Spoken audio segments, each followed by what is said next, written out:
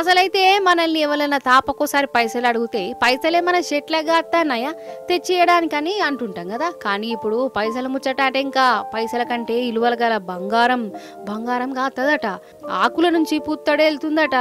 అరే అవు నిజమంటే ఇంతకీ ఏం చెట్టు అబ్బా, ఎంత రేట్ అయినా మంచిదే కొనుక్కొని పెట్టుకుందామని అనుకుంటున్నారు కదా.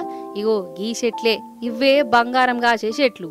ఇవి నార్వేస్ ఫ్రూట్స్ చెట్లట. వీటి ఆకులు సూదులు లెక్క ఉంటాయి, కానీ ఈ సూదులలోనే చిన్న చిన్న చిట్టిపొట్టి బంగారం కణాలు ఉంటాయట.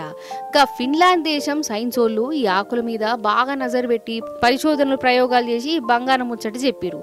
ఈ చెట్లల్లో పురుగులు ఉంటాయట.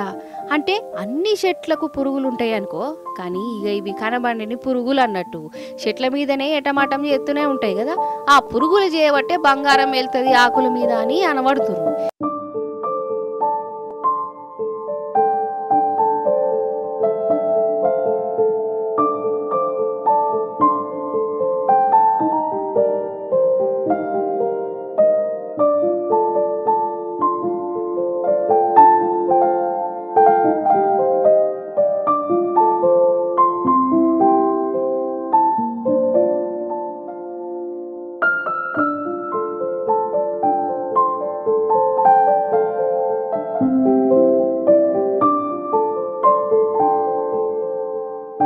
ఇప్పటికైతే 100% అని చెప్పలేం, గాని ఈ చెట్లు ఆకులనైతే బంగారం ఉన్నది తయారైతుందని అంటూరు. మరి ఇక కొన్నొద్దులు ప్రయోగాలు పరిశోధనలు అవి ఇవి చేసి అసలు అవి ఏం పురుగులు, ఎన్నొద్దులకోసారి బంగారాన్ని ఆకుల మీద పడతాయి, ఈ ఆకులు బంగారాన్ని ఎట్లా దాచుకుంటే ఏంది కథ, ఇగో ఇవన్నీ ప్రయోగం చేసి చెప్పేది ఉన్నదటనోళ్ళ. ఇంకేందిగా అగర్సి నిజంగానే ఈ చెట్టు ఆకులకు గనక బంగారం కాస్తే ఇక ఇంకేమున్నది. ఇక గుడ్డు కోసం కోడిని కొన్నట్టే బంగారం కోసం చెట్లను కోట్ల రూపాయలు పెట్టి కొంటారు కావచ్చు.